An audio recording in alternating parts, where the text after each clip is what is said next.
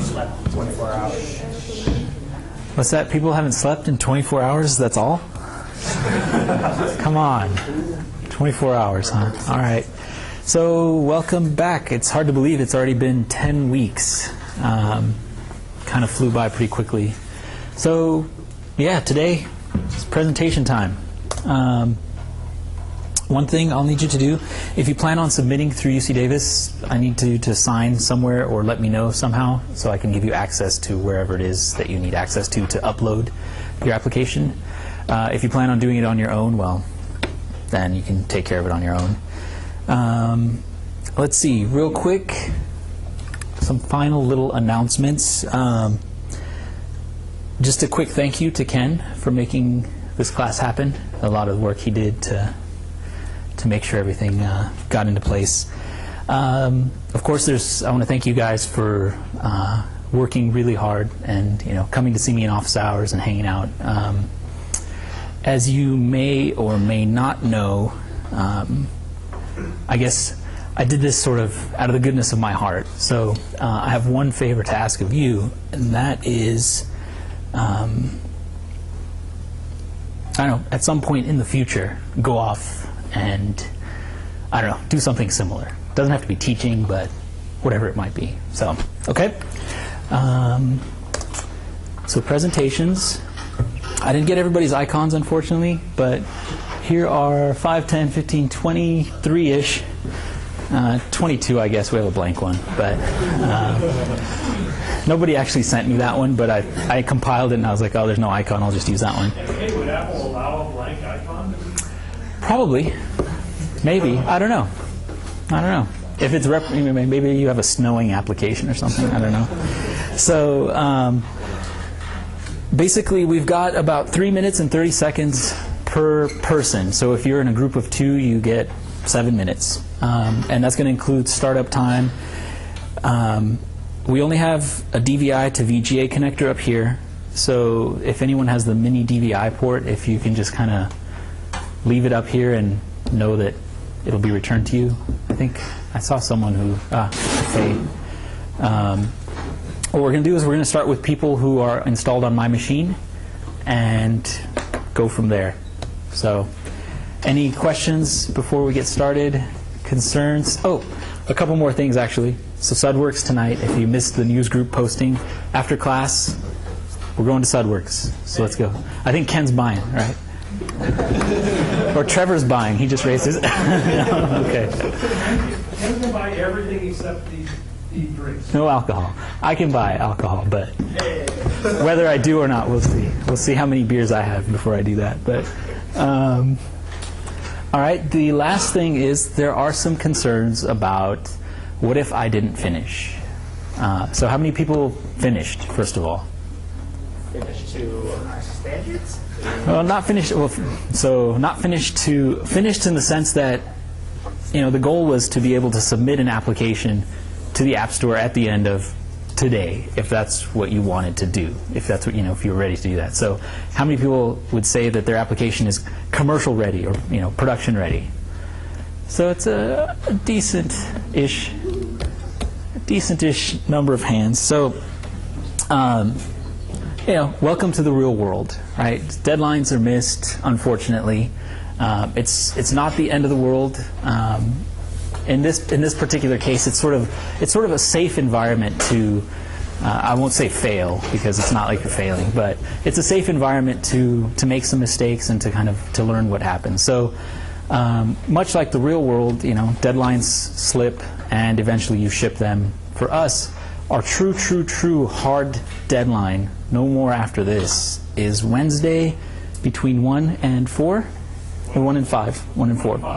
Between 1 and 5 p.m., go and see Ken and demo your application to him. You won't be able to show it to me because I'll be in Palo Alto. But so for those of you that have not finished and are concerned about your grade and all that kind of stuff, you still have some time. So, okay? By the way, Ken's also interested in those of you who might want to continue this on. Right, we're teaching a senior design course next quarter, and we could actually maybe take your projects and continue it on next quarter if you wanted. And get even more credit for it. So that's something to talk about, if you want to. All right. Anything I'm forgetting before we get going? So I'm going to have a timer. I'll be, I guess we still have some time. We're good. Okay, so first up is going to be whoever is first. Let me throw my glasses on here.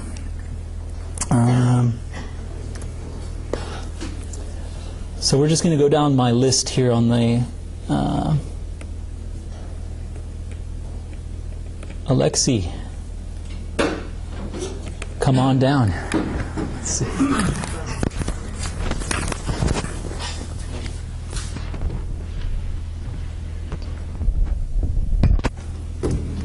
What do I do with this? Attach that to you and speak into it. Okay, can I just talk? Yep. And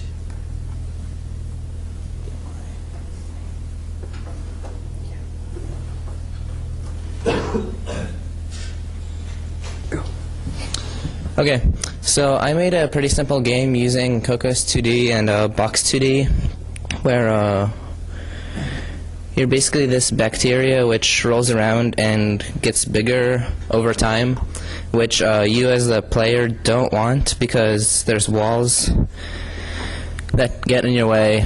So, okay, the maps are completely randomly generated, so occasionally you get one where you just die right away because you can't move. So the goal is to collect these green things, and which obviously add to your score. And you can, if you look closely, you can see the bacteria getting bigger. And it's also the main form of input is through the accelerometer, which you can't do on the simulator, obviously. But so this works a lot better on the actual device in terms of user flexibility. And there's also power-ups within the game, which I didn't see yet on the map, which are also randomly placed. So there's one over here, the 2x, which for 10 seconds it doubles all the points that you pick up. And when you get it, it displays a little thing over here. So normally you get 10 points for someone, but I got 20 points for that one because you have the 2x. And there's also another power-up which lets you fly through walls for 4 seconds, which is kind of rare, so might not see one here. So yeah, and eventually every time you pick up one of the green things, you get slightly smaller, which cancels out the effect of you getting bigger over time. So if I stop picking them up, or if I get stuck somewhere for whatever reason, you just keep growing, and you can either quit manually when you know you're dead, or once you get too big, it just stops you. And yeah, so there's also high scores here, and then you can go again if you want, or yeah. Was that 3 minutes? you have more time, but you don't need to take all the time. Just we have 3 minutes. Okay. That may have been generous.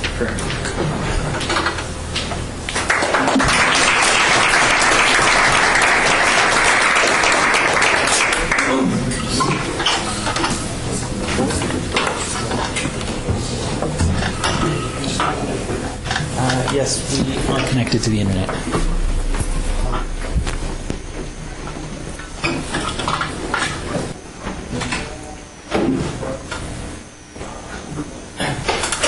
So next up, conductor.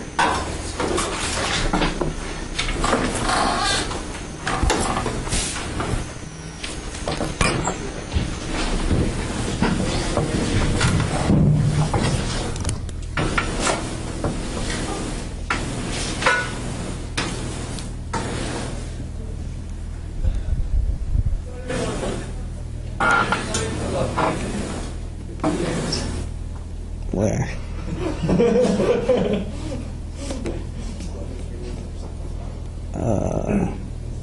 Build clean. Oh, build clean? Are you using core data? No, I'm not using core data. I think it was compiled on there, was it? No.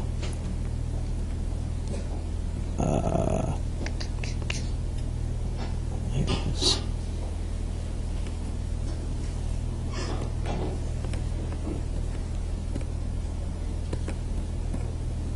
Were you testing? Were you doing stuff with 312? Is that the snow leopard one?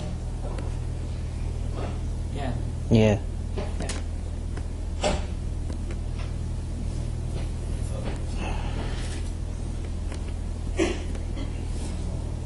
Oops.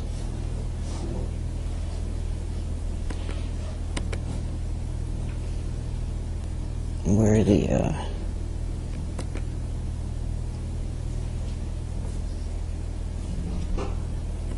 you're missing full map. You're missing a oh, resource. You folks all know the live demo. can I just use mine? What's that? Can I just use mine and let someone else go? Always Okay. work until you have the live demo. So I think there's a resource missing. It should work on mine, man. I think there's like full map something. These guys, they're missing. Okay. Called in and sat down for unscheduled maintenance. And we said, what do you mean unscheduled? They said, oh, well, the guy wrote and just give me a lot of stuff. Let him go ahead and install it.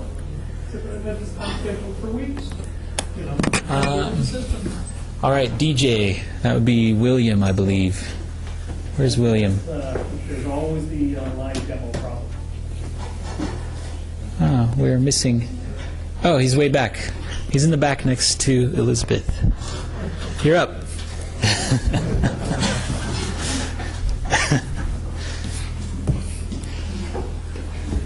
He's listening to his iPod. It's understandable.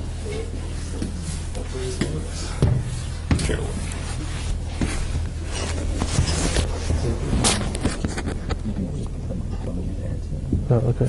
Yeah.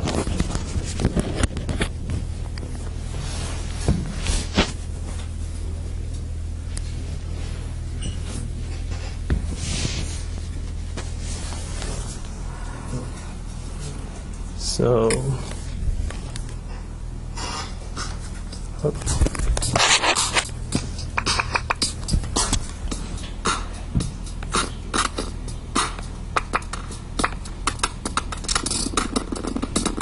so yeah, I'll just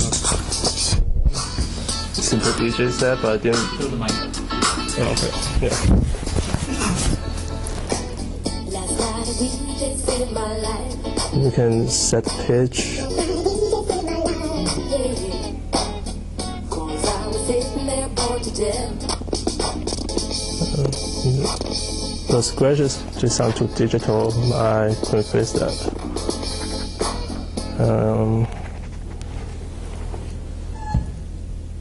What? Oh, okay.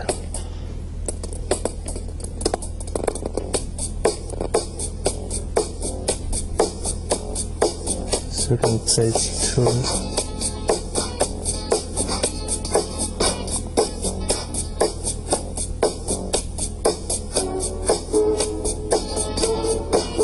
Last night we just saved my life. That's pretty much it. Said don't mind, but do you mean I am the one who dances on the floor? Yeah.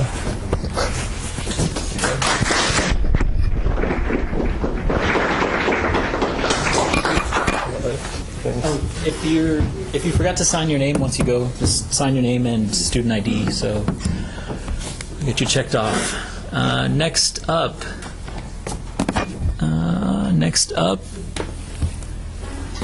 Do we want to go back to conductor? Actually, we'll leave you for after everyone's done on this machine. Draw 3. This was.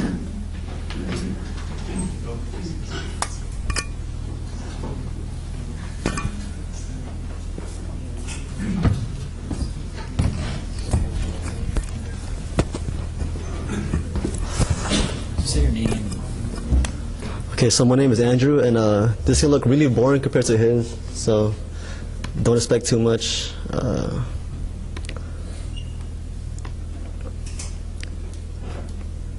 what's your app?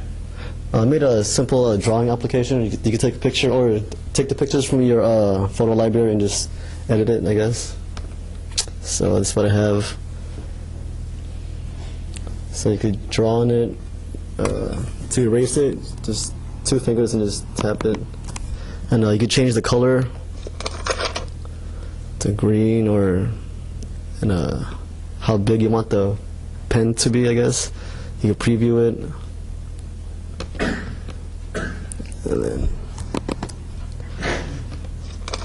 either change the color of the background, or just you choose a picture instead.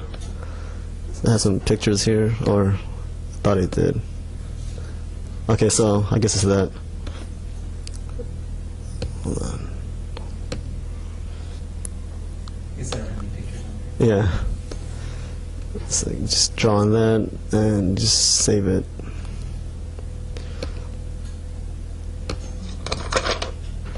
So what was the idea? It's like you can take pictures of your friends and draw on their faces. Yeah, I was gonna put the I was gonna have it so that you could take a picture, but then I guess most phones will have the picture thing anyway, so it'd be kind of redundant. So, and just a little info on how to use it. You can turn the sound off. Yeah, and that's it.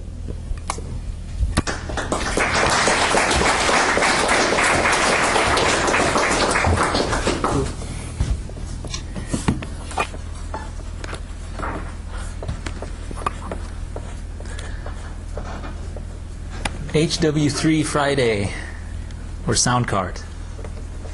Are we demoing?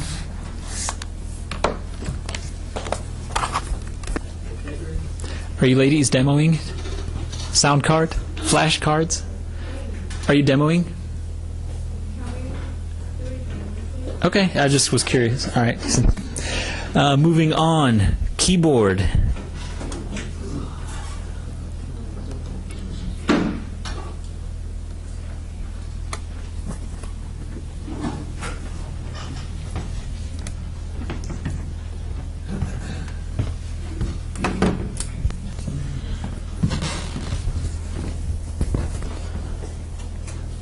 What did I do?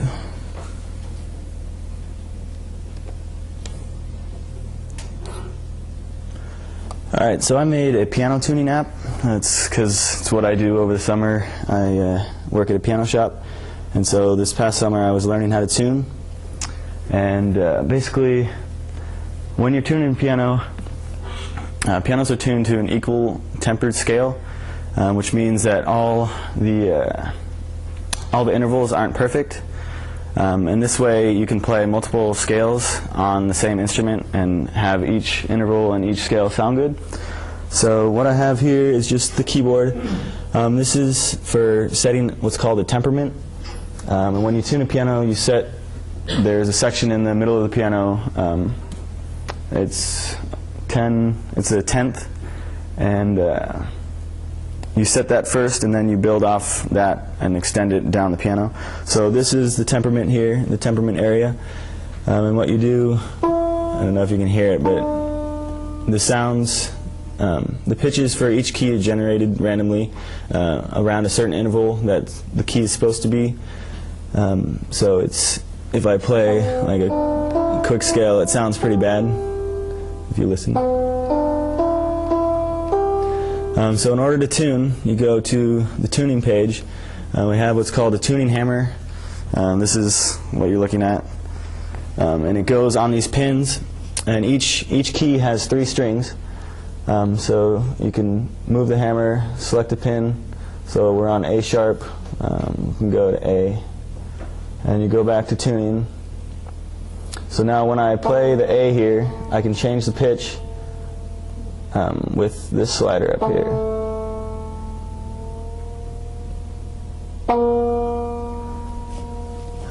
So when you begin tuning, since each key has 3 strings, you want to just tune 1 string at a time.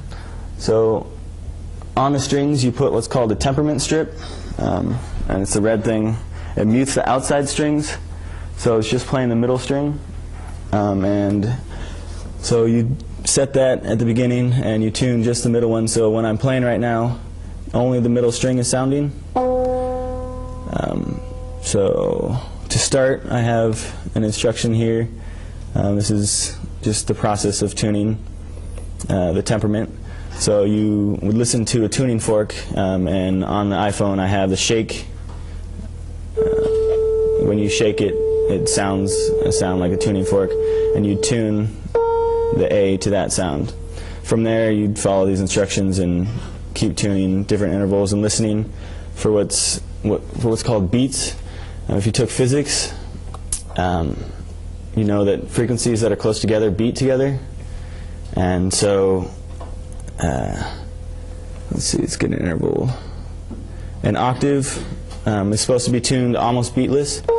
So if you, I can't really hear this unless you have the device, but if you play an octave, you can hear the warbles and the beats, and when you tune it so that they would be beatless.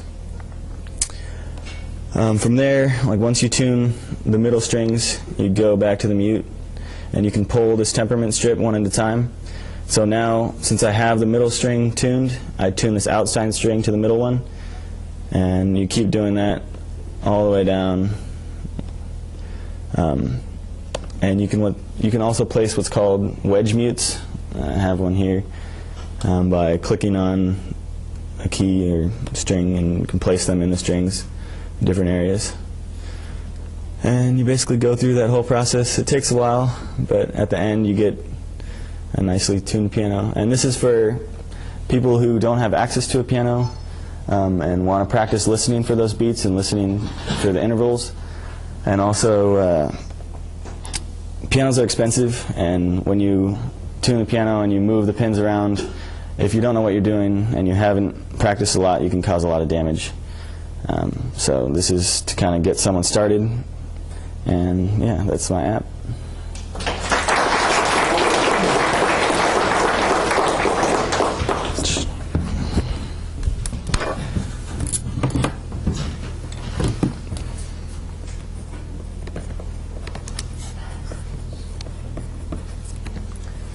Lifetime.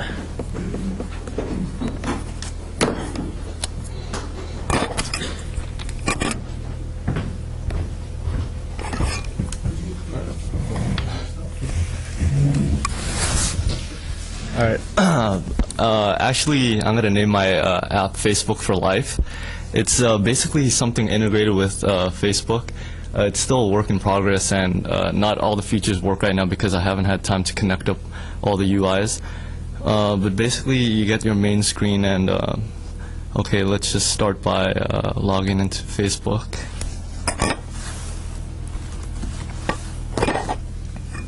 And then when you log in, well, right now, I just kind of threw stuff together. So right now, you just get some of your feeds, and then you could just, like I said, right, I just kind of threw it together, so it's not going to be like this later on. But so you could just take a quick look at all your friends and whatnot, and you can go ahead and max that out so you can get a better view. And when you go to this page, this page will basically be a list of activities, because what I'm trying to do is to simplify it so you can update your status and whatnot much quicker, so you don't have to type anything. So basically, you'll be able to create your own activities, and this page right here will be a list of your activities, and you could add details and whatnot, and you'll be able to put default text for certain activities. So whenever just say you're going to school, then you could just quickly press on that one button, come to this list, and then press going to school or something, and it'll update your status. So if I press that, it would update my status, but I'm not going to show that right now. But so that set my status. And then, well, another major component, this page is kind of messed up right now, but a major component of what I'm trying to do is you'll be able to add different regions. So just say that's my house right there, and then I could add, maybe just say I'll add a polygon onto that. And once I'm done with that, I'll save that. That way you can associate locations with activities, or you could just choose a location instead of saying you're doing an activity. So your Facebook status would say, oh, okay, I'm at school, I'm at home, or whatnot. Or you could say, oh, I'm at school and I'm running, or something like that. And you can also add different routes and whatnot. Just say you're going running or cycling or whatnot, and then you could, just add points. And then you can also type in an address.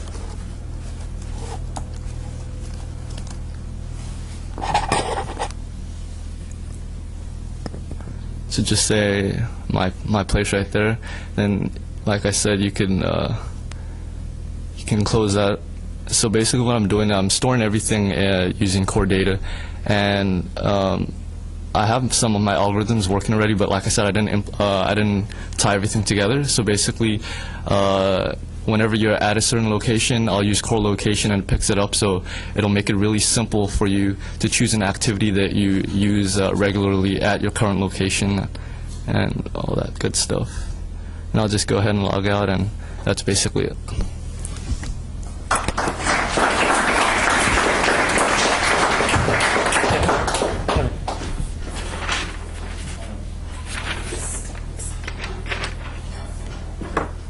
Also, if you can write the name of your app next to your name, that'll help make sure I remember.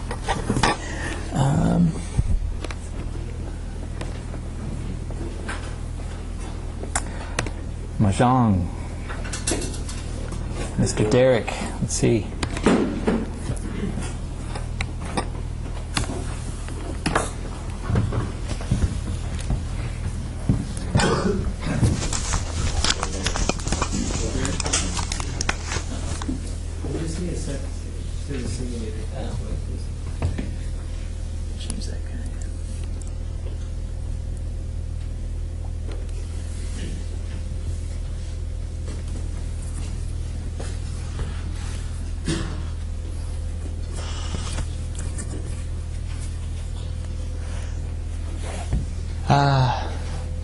All right, so I'm Derek, and this is my application of Mahjong.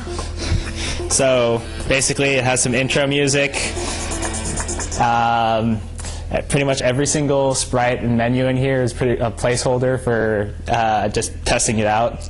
So I have my tournament option, so if you want to go ahead and do a tournament, doesn't do anything at the moment, but it clicks. And if you look at the debug log, it'll say that it was pressed. The tutorial for all those people out there who don't know how to play Mahjong, you will eventually know how to play it very soon. And the quick game option, which is what I have implemented. So we start off, and if you know Mahjong, then you know that this is basically the door indicator tile, and then you have your hand right here. And so you can select whatever, choose your move. And so I discarded the computer players took their turn. Choose this one, I'll discard that. As you see, when you draw a tile, it's automatically inserted into your hand in the correct location as far as alphabetical order is concerned in this game. So we can keep going, keep trying to play. If an action comes up, you can go ahead and bring up an action menu and call whichever one you need. So chi, pawn, con, richi, or just plain skip. We'll do skip for now. Ditch is basically ignore. And so yeah, we can continue playing. All the graphics aren't quite solid yet, because also the computer is currently set. If any of you have played Tap Tap Revenge and you know the kid setting, that's pretty much the difficulty of the AI at this moment in time. So no matter what, you really can't lose, because it's pretty dumb. So yeah, but yeah, there's I have a hard difficulty setting and a medium difficulty setting, but they're not quite implemented at the moment yet. So yeah, we'll just keep on going, finish up this round, and it's probably going to end up in a tie because, well, I've been just clicking random tiles. And see, it's a draw. It's the end of the quick game, and we're back to the main menu. Huh? Turn the volume back up. The music? Okay.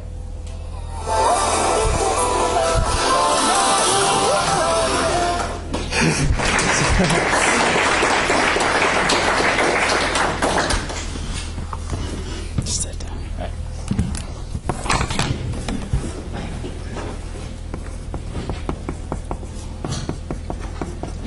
Mr. Trevor, my sports team.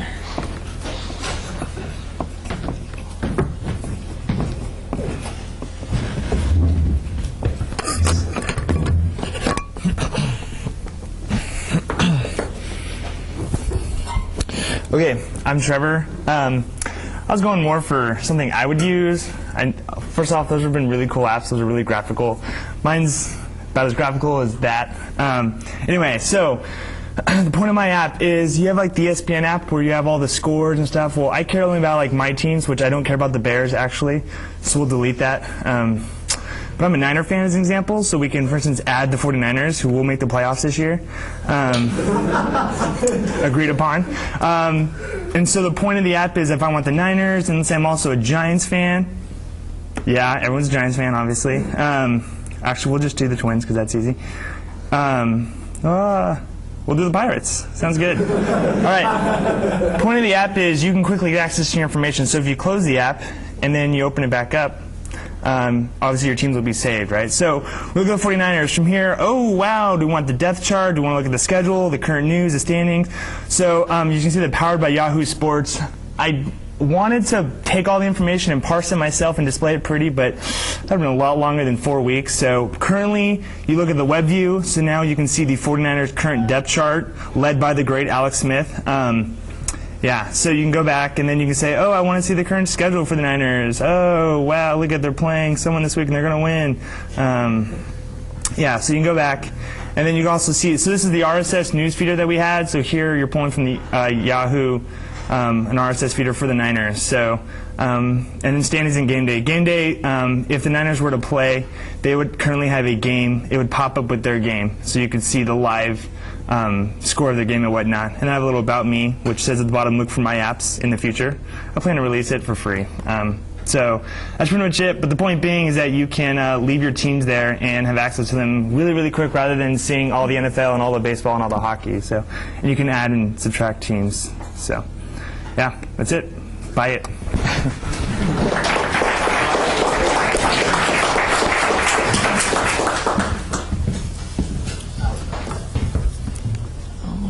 Next up, rock, paper, scissors. Are we okay? No problem. Rock, paper, scissors. We'll be seeing you next week. Sound card. Do I have 2 sound cards? We already talked. That was homework Friday something. Space shooter.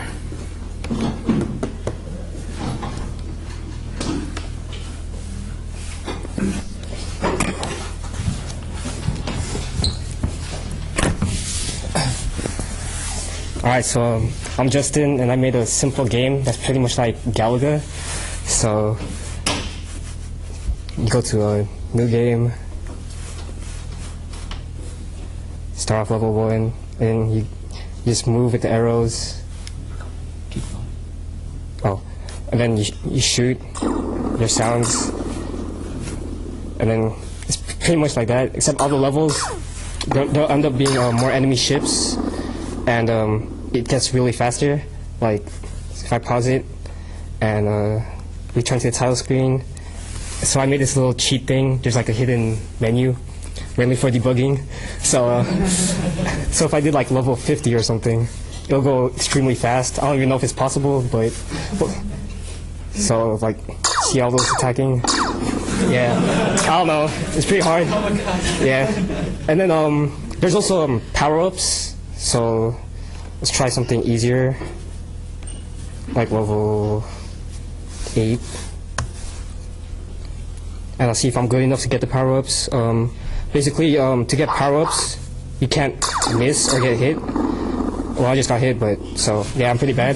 But if you, I think I set it up so if you get 5 hits in a row, you get a shield, and if you get like 25 hits in a row, you could just hold the fire button and it'll just like rapidly fire.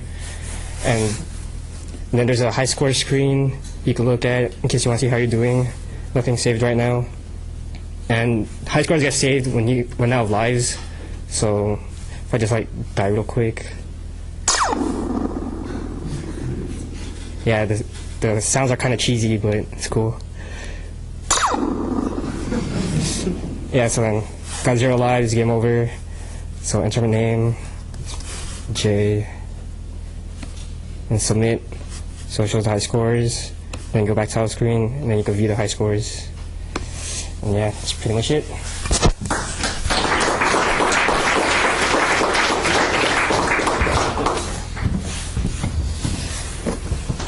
I want to play.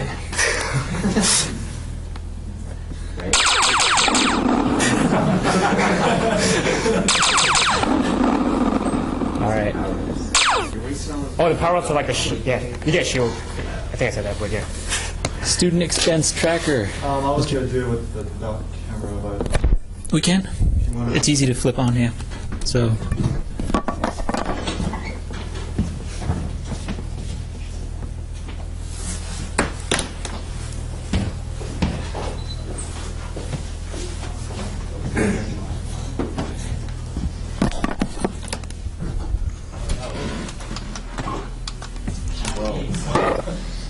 It'll. working on it. I'm working on it. Can you guys see it?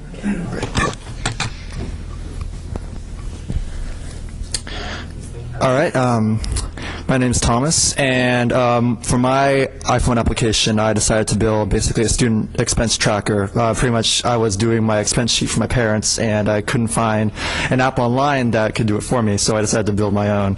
And pretty much what it does is there's, see if you can see that. There's 2 modes of operation.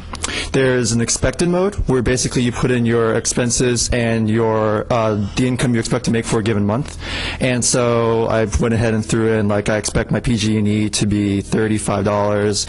I pay $30 a month for my iPhone data plan, and so on. And then also the totals for my different expenses throughout the month. And then also I threw in my income, so I have my parents pay me back a certain amount. I get a certain amount from work, and then also, you know, if let's say I did well in school, so I earned a scholarship. So let me go ahead and add that.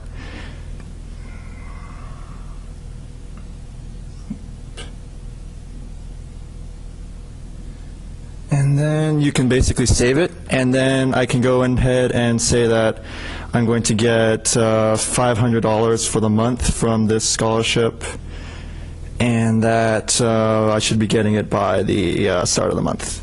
And so basically I can then go on and then create a monthly report, which will basically tell me how well I actually did in terms of meeting my expectations. So my goal is in the future to be able to email this to your parents, so you have like a record of what you spent. And so you can also change things like, you know, you really don't want your parents finding out you did a beer run, so let's say haircut. And save. And then let's say that I'm feeling ambitious and I decide that I want to buy myself a new TV. And that's going to cost me, oh, I'd say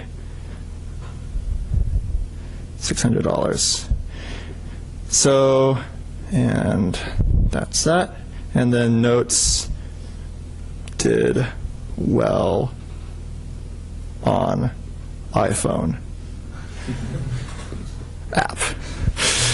So it'll come up at the top and give you a nice warning and tell me that I'm $437 over my expected expenses, and are you sure you really want to do this? So I can also look at my income and say that, see how well I did if I made what I expected to make that month, and clearly I am $500 less than I should have made this month because I didn't get my scholarship. So basically that's kind of what the app does. It basically allows the college student to keep track of what they're earning and what they're spending on a given month and how well they're meeting their expectations. And my goal in the future is to be able to email your parents, a report so that they know what to reimburse you for, and also to add like details for photos and stuff. And yeah, that's that.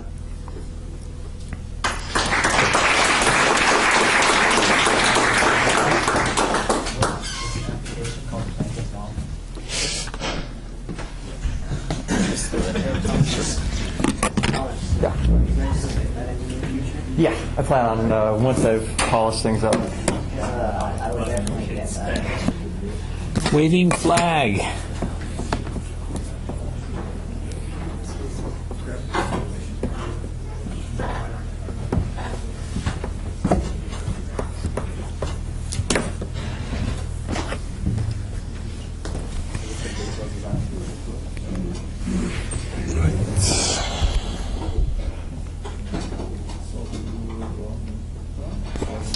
So I'm Elshan, and my app is basically a 3D animated waving flag, and so you can basically, you should be able to rotate it. For implementing this, basically I used a trackball class which makes use of quaternions. Apart from that, you should also be able to zoom in and zoom out.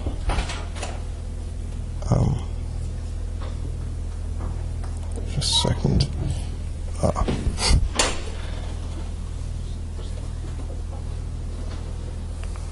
Alright. And yeah, just rotate it the way you want.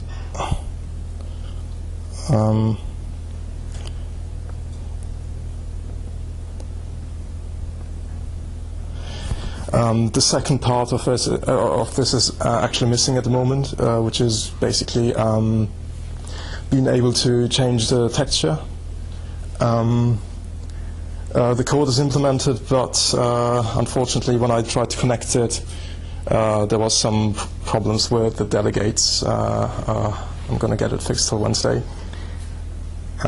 So the idea is basically you can take pictures with your camera and then you can just apply those as a texture on your flag. So you can make your own custom flags.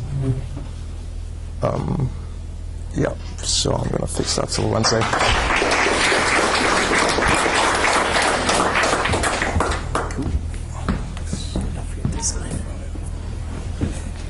All right, I think that might be everyone on my machine. So I guess we'll say we'll start up here.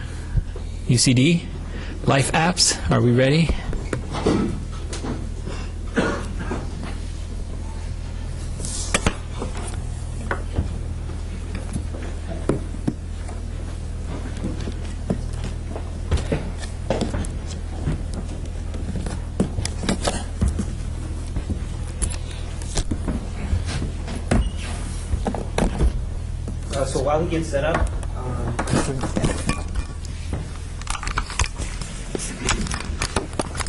So while he gets set up, we built the UC Davis mobile application. So I'm Sunny, and that's Faith.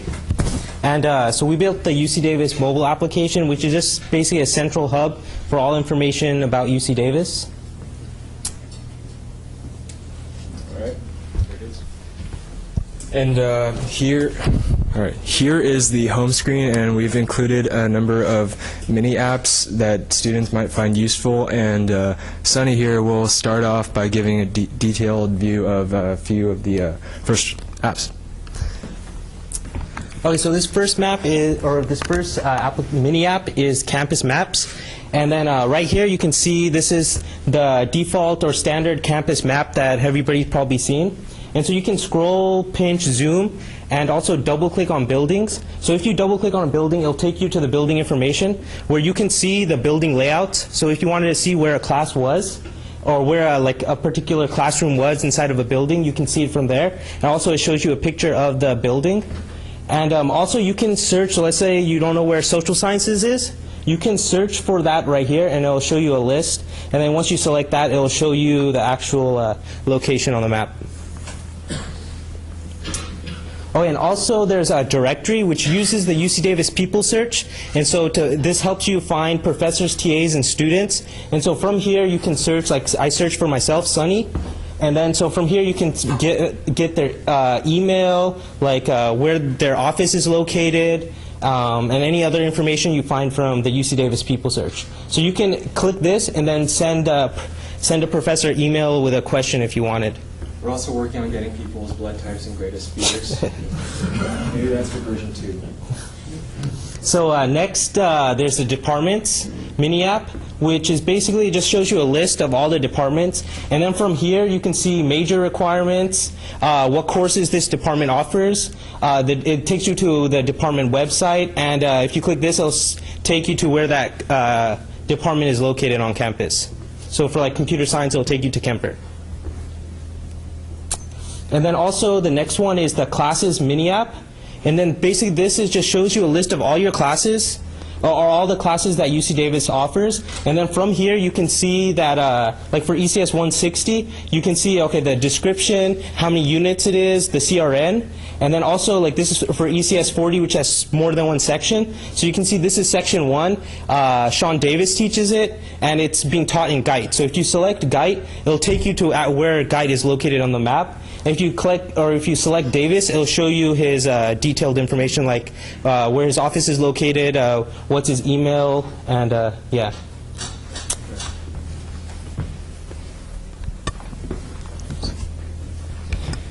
And here we have the news mini app, which basically we partnered with the California Aggie and Dateline to bring you the latest news articles for both online. And so basically, you know, you're in a particularly boring lecture, instead of having to carry around a newspaper that'll just get ink everywhere, you just bust out your iPhone or iPod Touch, and there you go. And we also have the athletics on this app too, and basically we have feeds for every single sport that UC Davis offers, and so you get news and scores, and you know, you could see how badly Davis beat Stanford at the last football game or something. So yeah. And we also have media, and so we have streaming video as well as audio. Audio's coming up pretty soon. We have Aggie TV and the UC Davis YouTube channel, and we could stream those directly off of YouTube. And since the emulator doesn't have the YouTube app, we can show you on the device, and we'll do that soon. And so this application is going to be out in winter quarter. And so a couple other features that we're looking into implementing during the winter break. And so we just partnered with Unitrans to get real-time bus locations. So on a map, you can see where the actual buses are. And so it'll also offer predictions. So you can see if let's say you only have 5 minutes until the end of class, and you have to ask the professor a question, you can see and open up the application and see, okay, the buses are like 10 minutes late. So then you can go ahead and ask them the question and run over to your class. And also, when we built this application, we built it in a modular way. So we ended up developing an entire framework. So what we call it the campus framework. And so we're going to end up open sourcing this framework to allow other universities so they can build their own mobile applications. And last week we were approached by ABC News to interview us about this app. And I guess keep your eyes open, and it should be out in early January. And actually, starting tonight, we'll be organizing a team of student developers, so we're recruiting you guys, hopefully. And if you're interested, contact me or Sunny. And we'd love to get you guys to contribute any like code, graphics, ideas, and maybe get your name in the app credits, boost your resume a little bit. You know, couldn't hurt. And you could check us out at facebook.com/UCDapp. And we have updates, videos, and screenshots, sneak peeks, basically. You can drop off suggestions too. I mean, yeah, check us out. And also, I would just mention, so if you want to work on this project, just email me or Faye with a resume and basically just what ideas you'd want to work on. Since we're pretty open to work on any part of the project, so just email me or Faye your resume and what part of the application you'd want to work on. And now we're going to show you a quick demo. So, so while he gets the media set up, I'll just show you a little bit of.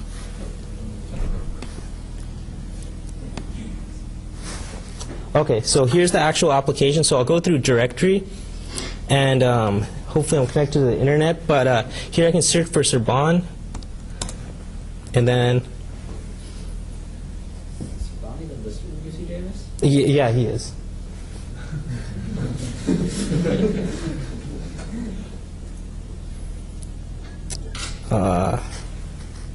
Let's have slow internet connection here then. Is it working on your 3G? Maybe we'll just do it off there. Okay.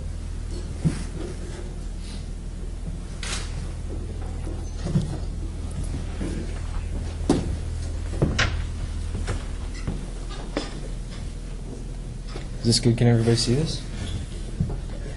Okay, so I originally searched for joy, and here we can get. Yeah, go on. So here we're searching for Sorbonne. Maybe just doesn't like Sorbonne. Maybe that's why it's taking a long time. Okay, there he goes.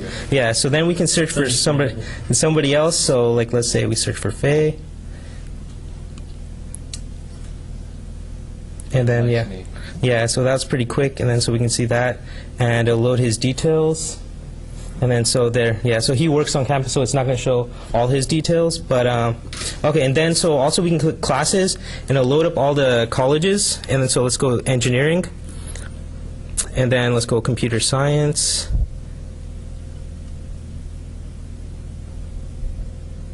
And then so we can click ECS 40, and then it will show us like, okay, there's a little bit of the description, or here's where the description is going to be. And once it finishes loading. Yeah, there you go. So yeah, and then you can see, okay, Davis is teaching it, and it's in Gite. So we can click Davis, and it'll just search for Davis, and then we can click Gite, and it'll load up the map application, and it'll show you where Gite is. Yep, so there's Gite, and then you can select that. So if I want to double tap this, it'll take me to Kemper, and I can select that, and then it'll show you like building layouts and etc. And okay, yeah. And so to give you guys a little taste of the media streaming, oops. Here I'll load up the Aggie TV YouTube channel, and then we'll get a video of the chancellor addressing the students of UC Davis.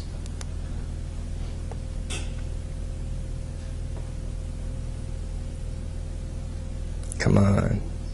There we go.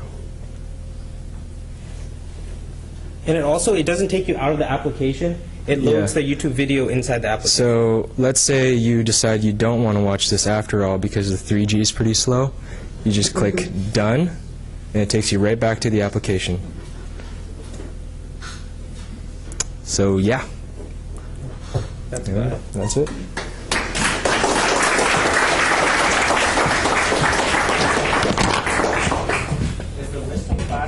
Classes currently offered this quarter, or all classes that are ever offered at UC Davis?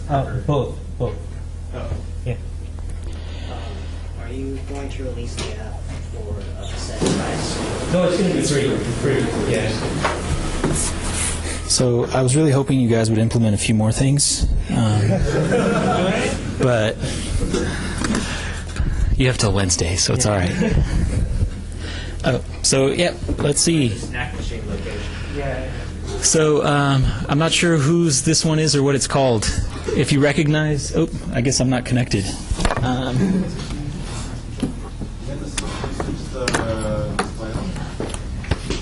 And it's off here. Whoever has the round icon with the pencil, start making your way. That was our. Oh, you went earlier. Okay. All right. Show me some hands. Who hasn't gone? Do you want to go? Oh, wait, there's someone who's got a time issue. I know you guys had some stuff going on, so we'll continue the UC Davis app theme and continue with these gentlemen. And then I'll start up here. And I guess I might as well move this guy. And I don't know if you need that. It's right there.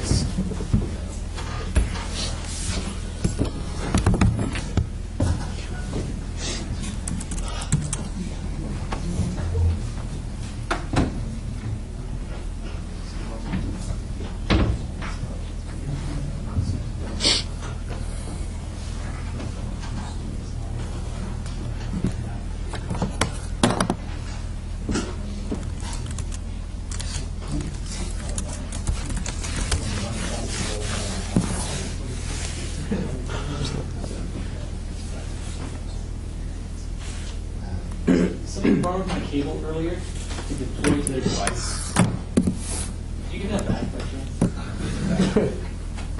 I don't know if that was that.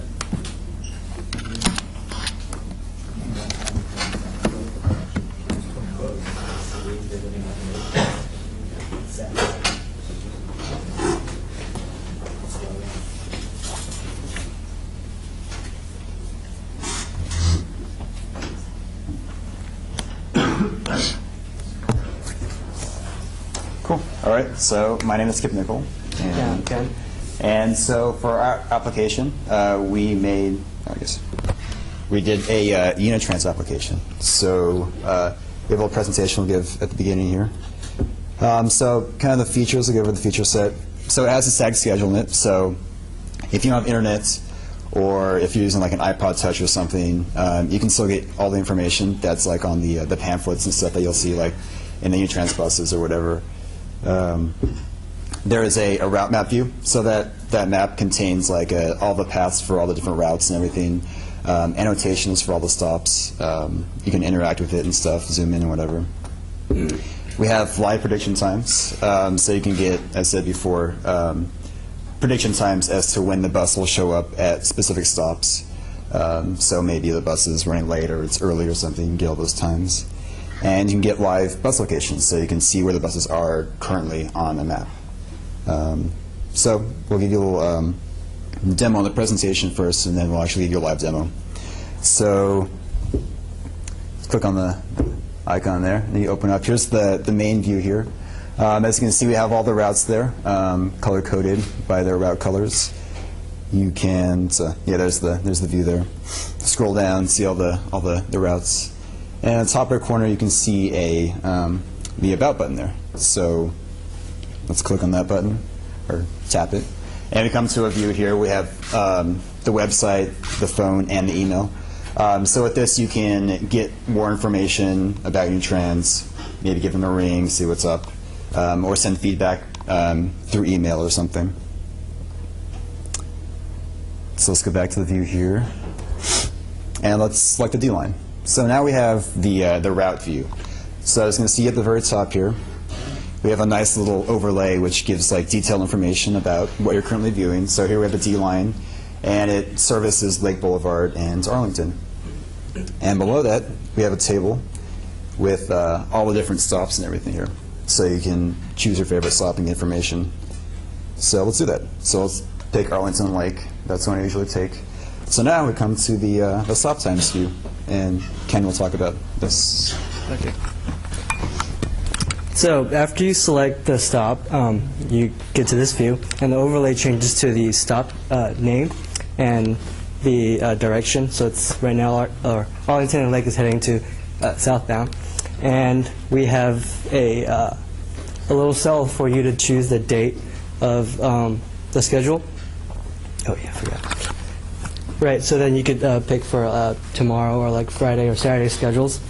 And then you have your prediction cell, which tells you how many minutes until the next bus will arrive at that stop. And then you have your list of times that the bus will stop at that stop. So if we hit one of the times, the overlay view changes to, it tells you what time you're departing from that stop and which stop you're departing from, and the subsequent times for the stops that you're going to arrive. So let's say you depart from Arlington Lake, or that stop, and then you'll get to Hutchinson and California, or California the Silo at 12:10. There you go. So let's hit back, and then on the top right-hand corner, you'll see the map button, and you click or tap that, and with your map view, which shows the routes and where the bus stops are. And then if you hit the, there you go. If you hit the top right button, the bus icon, the real-time locations of the bus get drawn on the map, and they get reloaded or refreshed every about 4 seconds, so you know exactly where your bus is at all times. And that's the end of our presentation. So now we'll give you a live demo so you guys can see in action.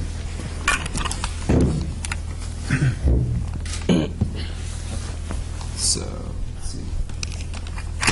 So here's the app there, and so now we can pick to before D-line. So it's all the same. Same information you guys saw there. So we can scroll. Oops. Scroll to view all the stops and everything. So if we take Arlington Lake in, so now like let's say we want to choose a different date. So let's say we choose tomorrow or something. So now we see that the bus doesn't service this stop on Saturdays. So let's go take a look at the map here. So there's the stop there, you can see. So you can zoom in on it, choose different stops, and click that button to go to the stop view for that one.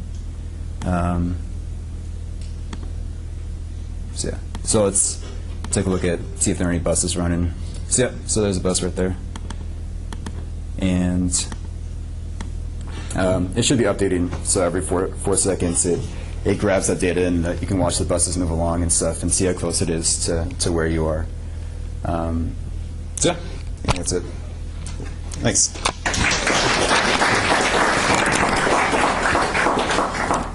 Where are you getting your data? Which data? Are you just copying it off the? Where are you getting it real time? I mean, what would happen if they changed one of the routes? That data is all in Unitrans puts their information in the Google Transit feed. So you parse that data and then you can get it that way. How does this compare with Mappix? I guess Mappix doesn't have the static schedule, and Mappix does have a lot of the same features, but Which is okay. Yeah, I mean we want to make ours more specialized to Unitrans because Mappix has different feature sets and stuff, so it's not as specialized as we want ours to be. So, yeah. Is yours going to be open to non-Mappix?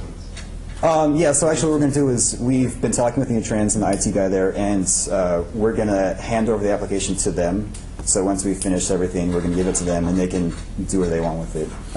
Put it out for free, open source it or whatever. So. Any more questions?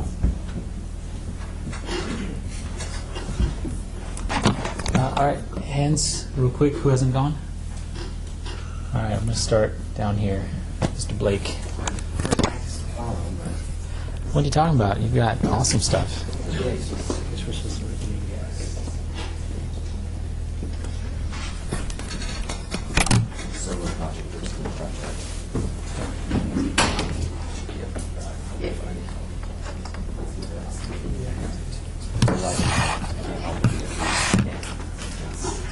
It is that beat.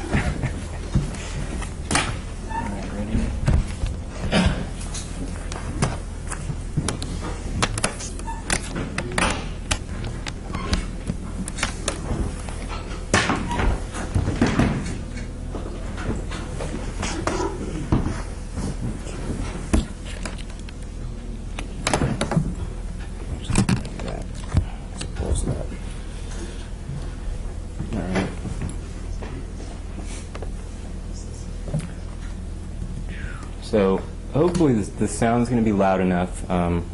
Get this clipped in here. Which end is the live end? This guy here? Okay.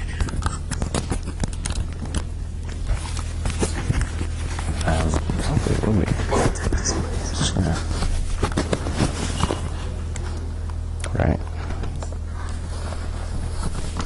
Okay, so on a lighter note, kind of follow that act. I did a virtual pet game, and hopefully you guys appreciate my very tongue-in-cheek sense of humor. Go ahead and open this up. There we go. So, unfortunately I didn't have time to implement a save mode, but you can obviously make a new pet, so we go ahead and load into that. And there's your new pet. All the timers up there are synchronized with his needs. If I leave him alone, which I'm going to do for a minute, he just kind of blinks and wanders around. There's a little bit of a hierarchy of needs right now. Some of the needs are animated, so instead I try to play with him while he's disgusting. He doesn't like that, so you'll have to clean him. Eventually those will be animations, so right now it's more just interaction. Try to play with him now, he's hungry, so you're going to have to feed him. Oh, he's tired, so he's not dealing with anything. So he sits in his bed and he'll start to rest. I need to feed him actually quickly here, he's going to bite it. If you don't feed him, his health meter starts going down. As soon as he's fed, it'll recover at half the rate that it goes down, just to kind of make sure you're taking care of him. So let me get him kind of, oh yeah, he's tired again. All the timers are really slow, so he's kind of an obnoxious pet at the moment. Not a lot of fun to have around. You got to play with him every 5 seconds or whatever. Send him outside. So I wanted to implement multiple locations. I'll have more as graphics show up, but the general idea is there. There are these scene transitions between sort of forward, back, and left and right to go to different areas. A little bit of graphics out here. Needs to be fed again. So we'll send him back to...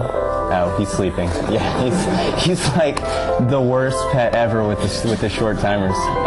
So send him back into the house. And I'm just going to go ahead and kind of leave him be to his own devices, and pretty shortly here his health timer will start hurting. Tick tock, tick tock. Yeah, it pauses when he goes to sleep, of course.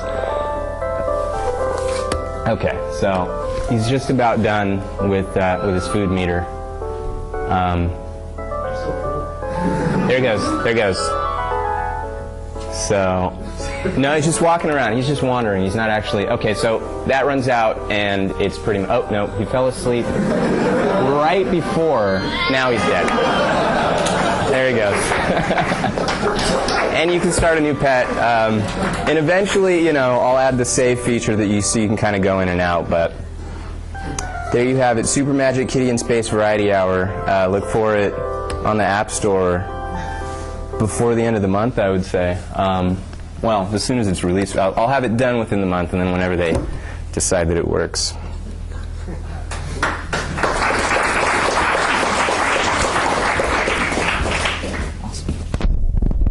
Again, all right, we just did bus stuff, so I'm going to save the bus one for later. We'll go with Jeff.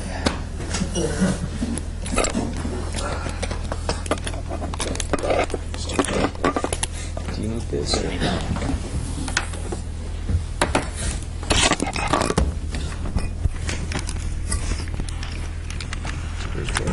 What's that? I don't know. Hopefully you've got... Is that it? Yeah. Okay. Awesome. Stuff. Does someone have their iPhone cable to charge? Come on.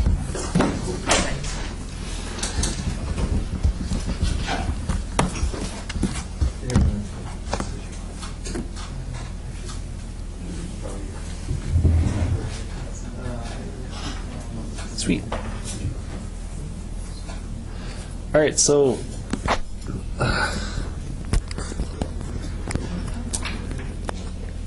hey, I'm Jeff.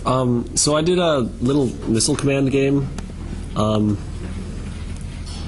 the hell?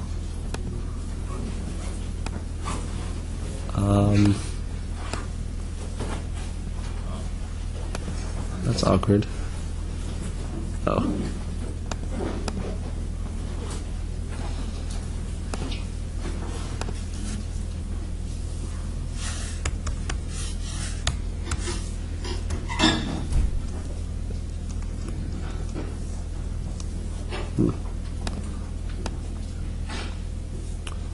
I just deleted that. I didn't know that. Okay. We'll be blank.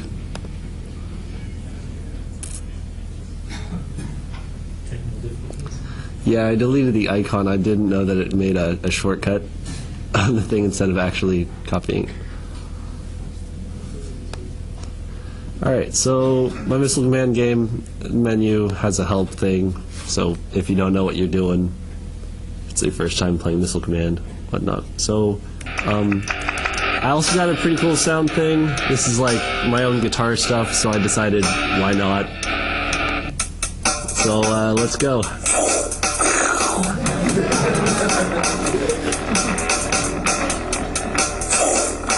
Sound effects are A+.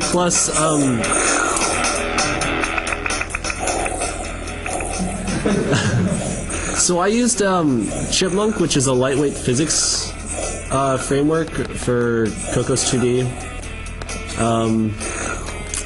Yeah, so you get gravity.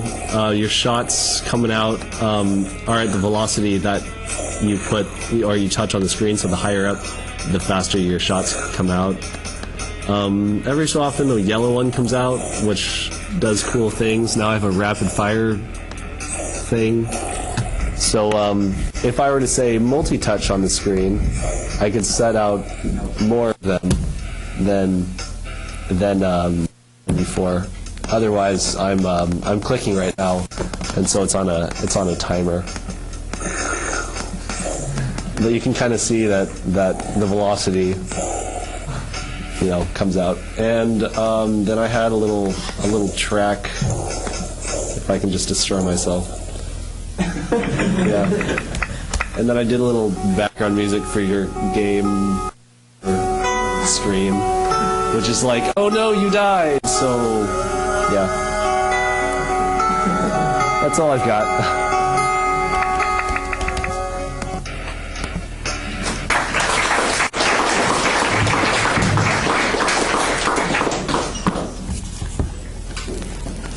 Hands again, please.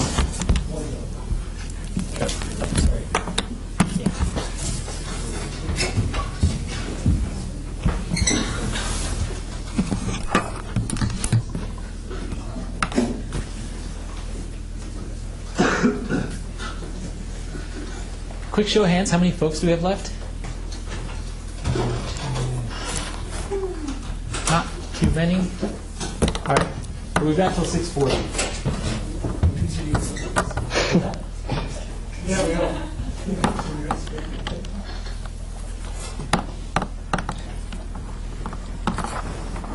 Also, don't forget to sign the thingy.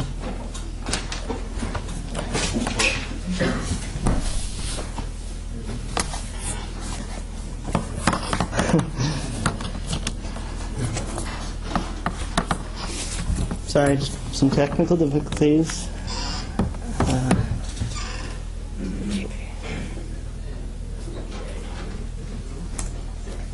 Okay, for my application, I did a kind of a general purpose law searching utility.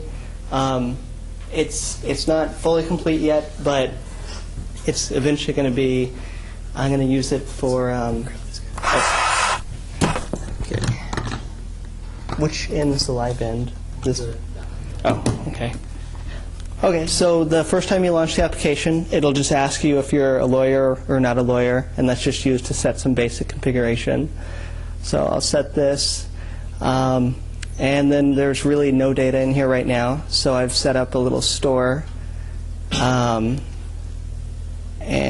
let's see. So we'll look for something, and hopefully we're connected to the internet in here. Okay, so this is one of the set of laws that I parsed. This is Individuals with Disabilities Act, so I'll go ahead and download that. It was working this morning, and then I changed one line of code, and for some reason it would crash, but it would still work. So I'm not sure why that is, but it seems to be working now.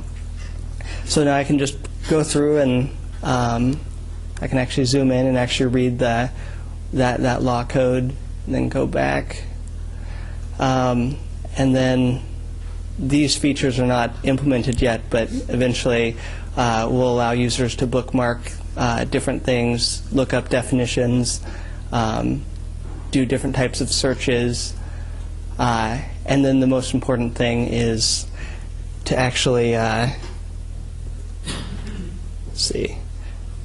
to buy new content as we release it. This is all coming from web services that I set up. So this would show up the purchase content that they have, any updates available, and then the store. And then just whenever we update that, it'll just automatically show up in here, and we'll tie that in with StoreKit. So still a little ways out, but it's I don't know. That's it.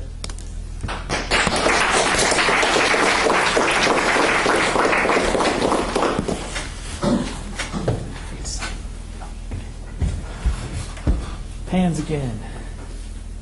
All right, we'll do the bus again. You keep looking at me like, oh, okay.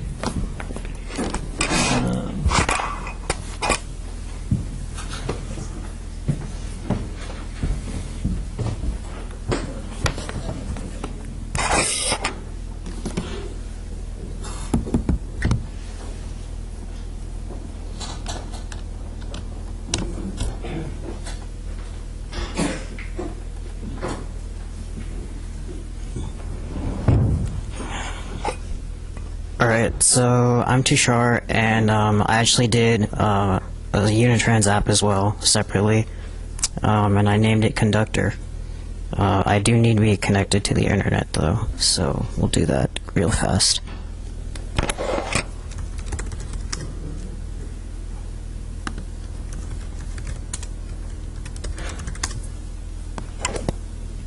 Yeah, one thing I wanted to do was checking for an internet connection, but that never really got around to it. So, so here's Conductor. It's the first time I've started this app, so it's prompting to download the information. We'll actually select later so we can see what features are disabled first. But this is just the splash screen. So we go to this view. So a couple things that are already available just right out of the box, say, is we have the ASUCD map, which you can find in any of the paper schedules. Drag the phone over to the So we can, right now the map is zoomed in all the way, so we'll try zooming out and panning around.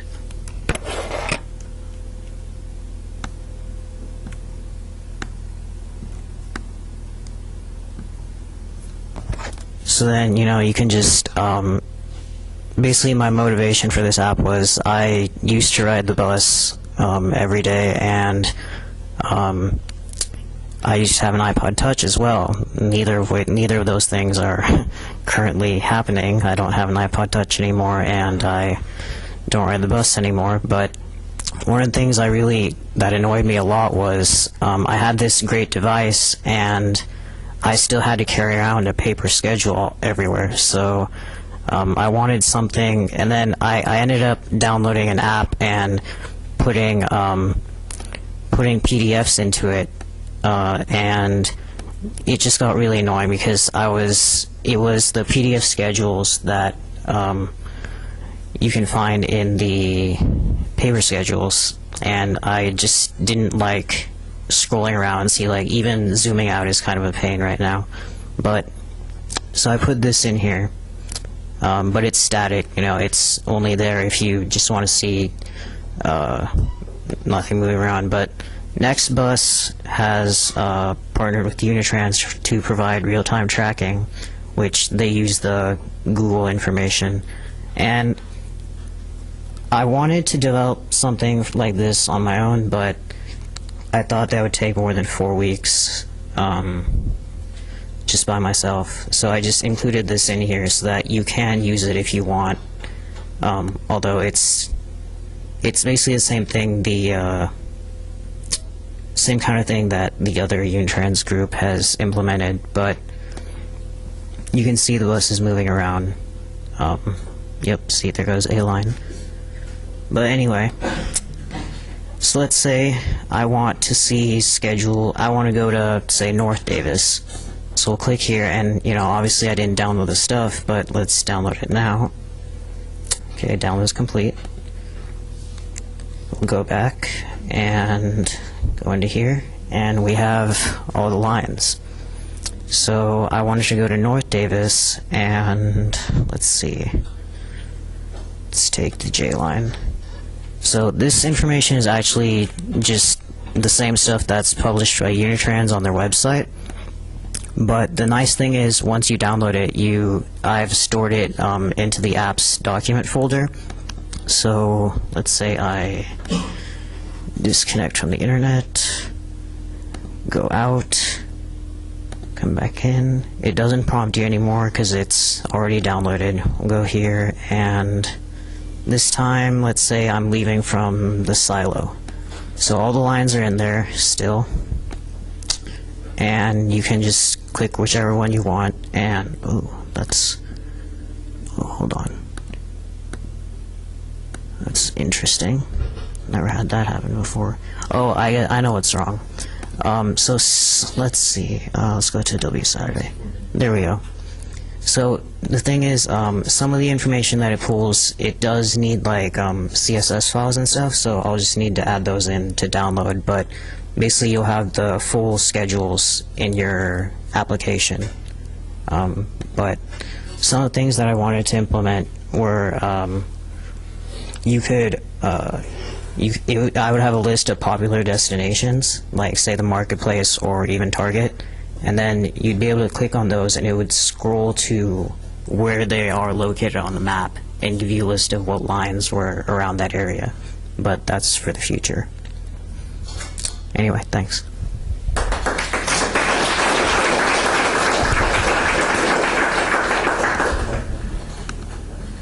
Let's see.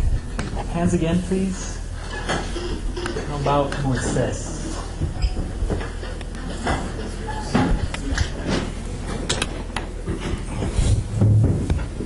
It's like, yeah, for sure.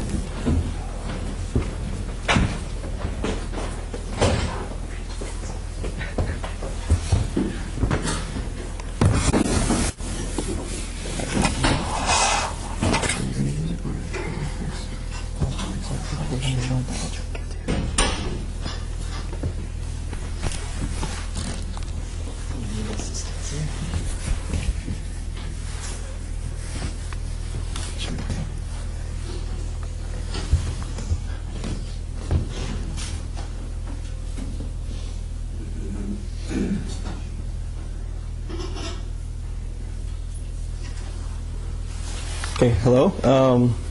I'm Moises Vasquez, and this is Harold Vargas. So we're going to present to you Gtasks. So, basically there's been a lot of to-do lists, task managers, so they call them, that, handle all your to-do, a list of whatever things you need to do, things you need to shop, so you want to have that managed everywhere. You want to have that access into your web browser. You want to have access to that in your computer, offline, online. Because that's basically what's nice about paper. Paper is always with you. You can cross it out. It's with you all the time. And so we thought that what better to make it sync with the cloud. So we thought about using the already implemented Google Tasks, that you can have access to them through Gmail. And so, yeah. Now, Harold's going to talk more about the features. Yeah, so we all pretty much use Gmail. And like Moises was talking about, it has an awesome feature called Gmail Tasks. So, but like he was saying, you could only use it on your laptop. But what about if you want to take your tasks with you, like on your iPhone especially? And this is where we introduce Gtasks. It's pretty much an advanced task list manager. And the great thing about it is, you can access your tasks anywhere from your free Google account. But you don't always have to be online. You could also view your tasks offline and have the ability to sync it when you have internet connection back on your iPhone. So yeah, so we could enable your access information while offline, and we have the ability to sync, which is pretty much a real-time syncing if you're online between your iPhone and Gmail Tasks, which we'll show you in a bit. And then we have a simple we got the login screen first. So you have your Gmail account. Just enter your username. Yeah. So I guess we'll demonstrate it right here. So we made a basic Gmail account. We already populated the list. See, we pass ECS 189H.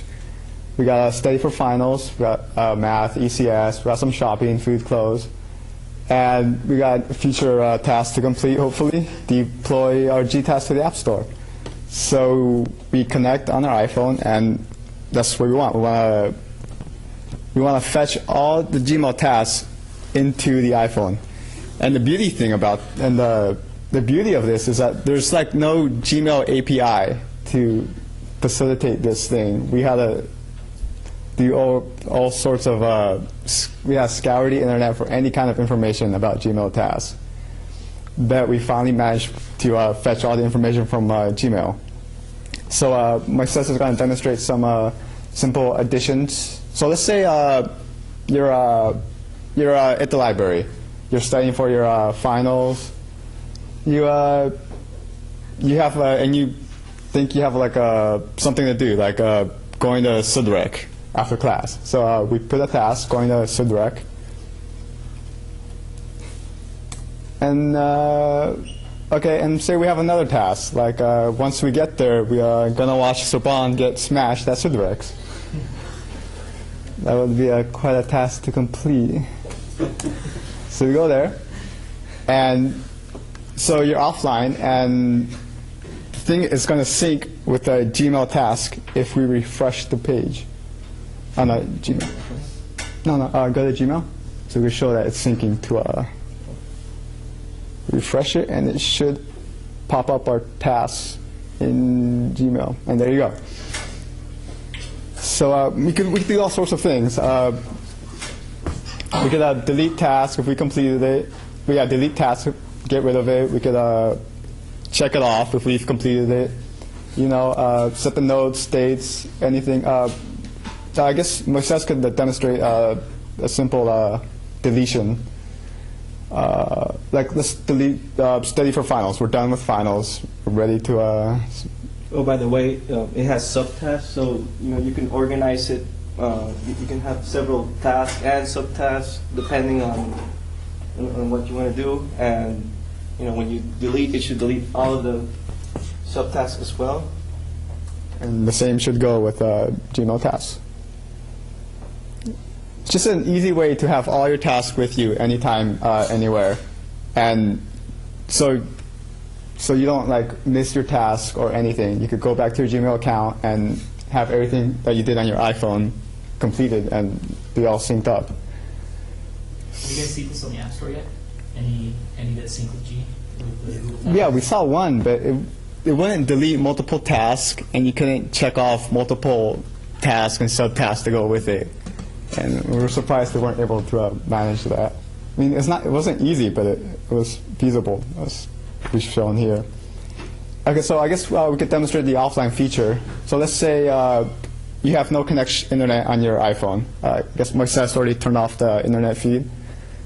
So this goes directly to the last sign-in. It just gets everything from core data. Yeah, so we still have all our tasks that we added, we deleted. I don't know if we checked off anything. I don't think we did. So, all right, you're offline. You have no internet connection. You're, I don't know, you're shopping, and you got all your shopping done. So you want to delete all the shopping that you did. So all the food, all right, and you want to add something. I don't know. Finish presentation. I don't know. Oh no. Oh, well, okay, so I don't know why I didn't add, but okay, but we're still offline, right? So we want to sync this. So say you have internet connection back at your phone, and we connect back on the iPhone, and it should show should display what we previously had. It's taking a while to sync up. I guess there's still some tweaks that we have to Yeah, they have to work out. But how about to refresh on the Gmail task? It should sync the changes, or at least some changes. Right. There's still some tweaks we have to finish to work on before we finalize. The offline syncing isn't the most easiest thing to do, but we're getting there, and we should have it complete pretty soon. Thank you. Yep.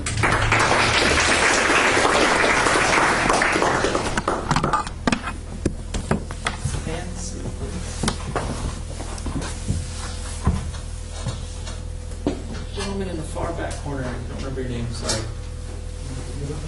Hugo, yes.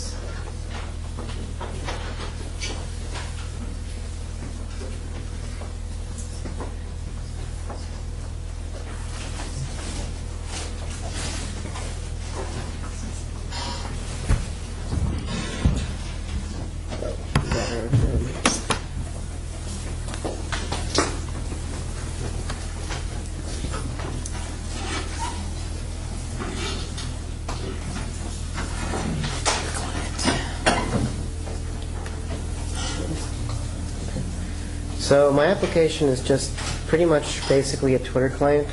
I wanted to implement some kind of features that set it apart from the others, kind of a threaded list view. So if you and a friend are talking to each other and they reply to you, it's kind of like out of order, and that's something that I wanted to implement, but I couldn't get around to it. So opening this up, this is my Twitter, I guess. I had to hard code the values, but sign-in screen, that's pretty easy to implement. So you have your home, mentions, direct messages, and search. At the moment, posting something doesn't do much, but I was able to get it working to the point where if you click on the, oops, well, it doesn't do it. Okay. So, well, I had it working where if you clicked on something, it would go on to give you kind of all of the tweets that that particular person, or in this case company, did. But for the most part, it's pretty much just a good old-fashioned Twitter client. Posting hasn't gotten around to it yet. Actually, Twitter doesn't like it when, because I tried to do it in a web view and it worked that way, but if it's, because it identifies, the application has to identify itself, and since it's not registered yet, it doesn't have an actual name. So that's why I think that's why it would crash. But for the most part, it's pretty simple. And I mean, it's just good old-fashioned regular Twitter client. And that's it.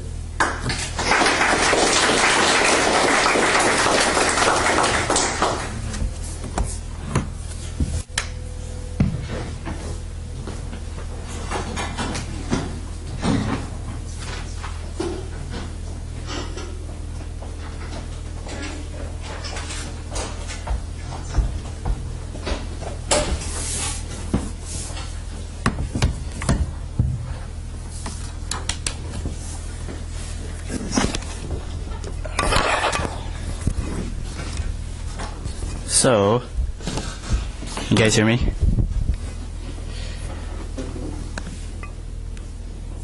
All right. Well, this looks weird.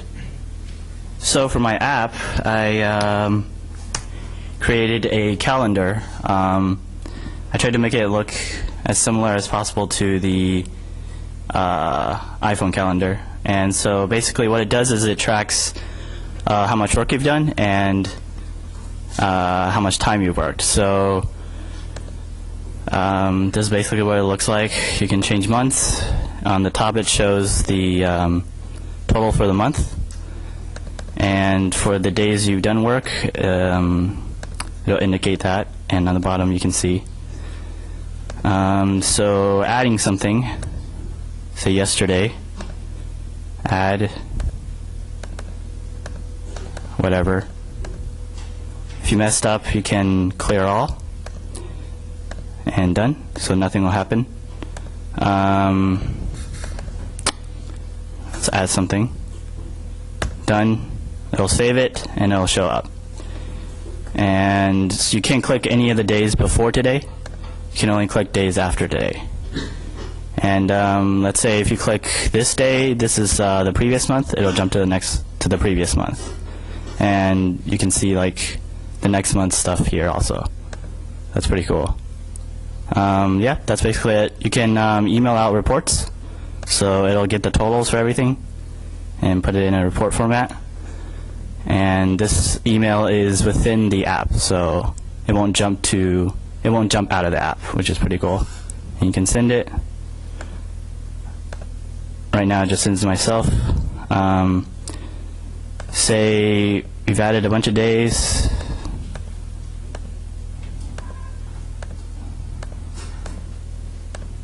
And we can do a list view.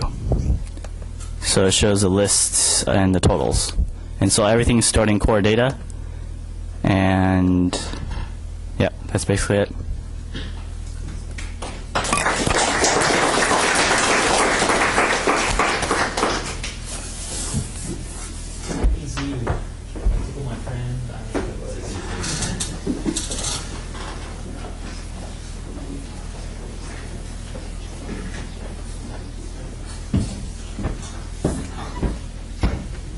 Where do I plug it in? On the opposite side.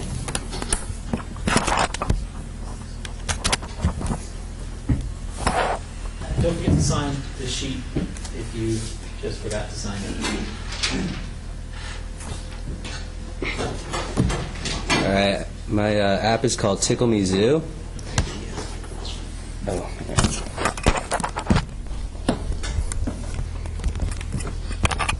and basically, it's an app where you have animals and you can interact with them and tickle them. So I made it start with, you start out with an elephant, and if you touch the elephant, it'll bring up this scene, and if you touch its mouth, you can feed it. So, and then if you there's different spots that make different noises, and it'll make an animation. And so if you touch like the leg or something, make a different sound. And or you can release the animal, and you can release it into the wild if you feel it's you don't want to keep it in captivity any longer. So I'm going to keep my elephant, and if every couple days or so you can find a new animal, and it will show up on your app, and it will be a random animal, and it will be like a random color. So if you restart the app, I set it to, well, right now the elephant turned red, but I guess the time didn't go up. I think I have it set every 2 minutes you'll get a new animal. But in the meantime, I'll explain another feature where you can make your own picture and add sounds to different spots where you touch. So if you go create own, and you can find an image. So there's just me on the beach, and tag it, and you can record something like, hello, I'm recording, and after a little while it stops, like, hello, I'm recording, and after a little while it stops. And then, so you click create, and now you can go to my pics, and it'll be here. If you click on where you clicked, hello, I'm recording, it'll play that sound back. And, so you can, after a little while it stops. Take a picture of your friend and like make fun of him and make him do stupid things when you touch him. But let's see if the time ran out for. So I guess I found a new elephant, another elephant. There's 5 different animals right now. I'm planning on adding later, but this one is gray, and yeah. Okay, I will. I'll let the red one go free. And so he's gone. Will a different one come if you let this one go too and launch again? Every like couple days you'll get a new one, but yeah. Let's see if I got another one. No, I did not. And also, I guess I didn't really go over. they have their fullness bar and their happiness bar, and if you don't feed them or you neglect them, they will run away by themselves. So you gotta keep up with your animals. See if I can get another animal. It's not enough time. Is that good? A few seconds. All right. If you want to show us the artwork. Sure. Nope.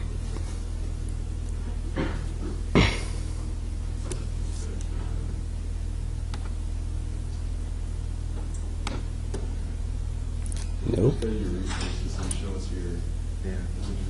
Alright, I guess I can do that. I'll check one more time. I think it's like 2 minutes. It should be 2 minutes by now. No, it's not. Maybe it's 3 minutes.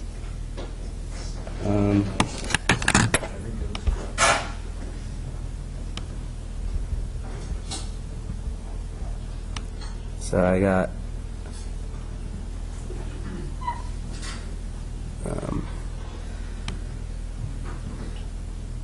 a pig.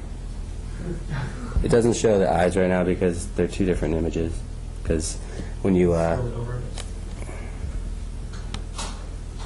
since it makes it a random color, it only makes that color, and then it doesn't change the eyes, so it doesn't have like red eyes or something. Let's see if I got it. Oh, I neglected my animal. And then I found a T-Rex. So I got a T-Rex now.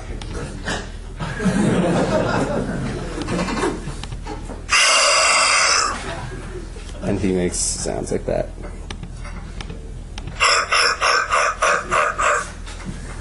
So yeah, that's it.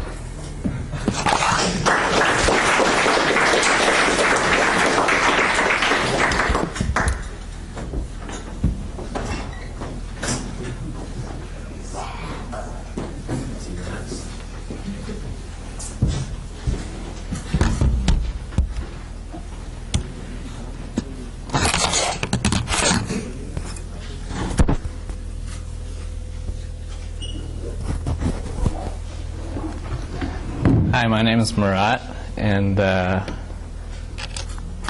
my app's called Rage Run. Let's see. All right. Where is my stuff here?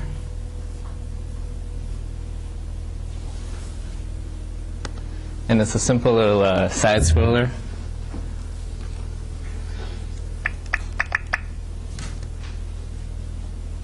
All right, ready?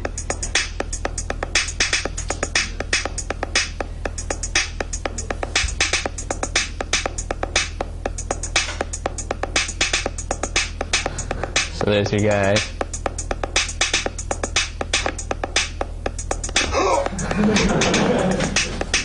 It's Grossini. I'm gonna replace him pretty soon. Something better. So they keep getting faster and faster. Then that happens. And you can try again.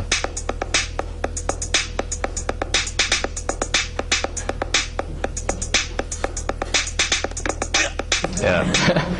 So that's pretty much it. And I think I'm gonna, over the winter break, try and replace those textures with like myself and like my friends. Yeah. It says press the button at the top right corner of the screen to punch.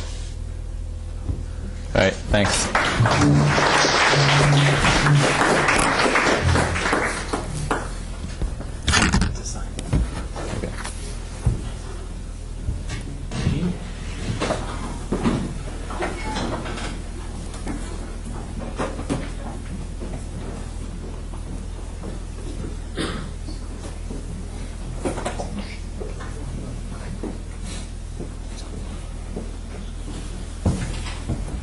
Alright, so my app's called I Drive Fast, and it's it's a strange little idea I had, but it's somewhere in between. Well, it's pretty self-explanatory, you'll see it. somewhere between a driving simulator, but not really. You get some vague instructions here.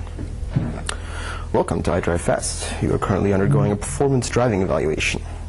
And yada, yada, yada. They're training you, or they're testing you on how well you can accelerate and shift gears, essentially in a vehicle that they provide you with.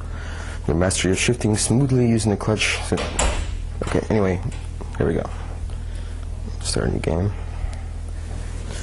Set your Wampus. That's my favorite name. Alright, so for now you'll be an enthusiast. So we'll get in the car. So, yeah, there you go, there's your car. You don't have a choice. And you know, you're not given a lot of instructions on what to do, you're just expected to kind of find your own way to interact with the vehicle, so. Let's see. Oh, look, the hood opens. That's weird. Wow, how does that happen? Oh, it closes too.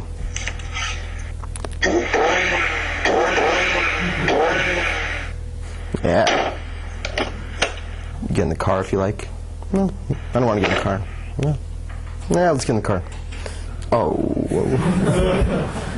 I promise it works. I don't know what that was. Right.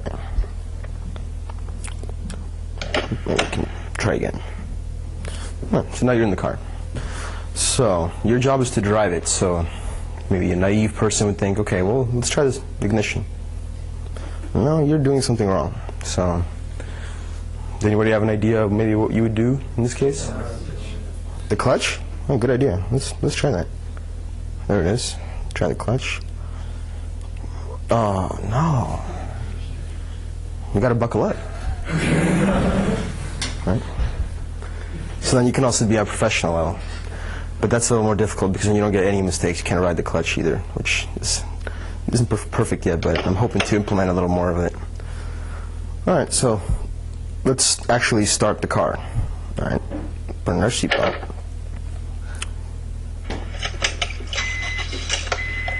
Oh, the car's on. That's nice. Yeah. Right, the car's on. Oh, you're doing something wrong again. Oh, I turned it off. See, I'm learning my own game at the moment. It's a little difficult to learn.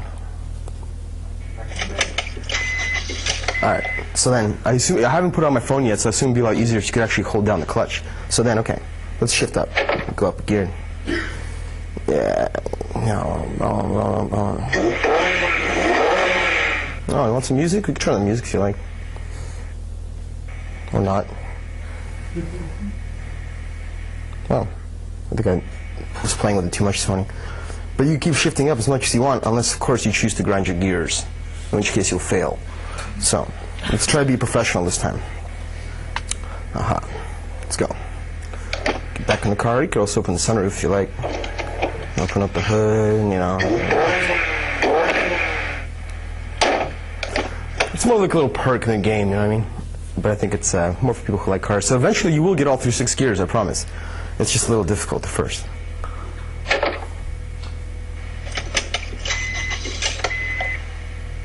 Okay, see what I mean? My next step would be to implement the actual gears. So you're not actually, you know, driving in this point, but come on, shift. There you go. And you can't shift 2 gears because then you skip the gear. So, can't do that either. Well, eventually you will win. I'm not going to do it all the way right now. You go all the way up to 6, I promise. So, that's iDrive Fast.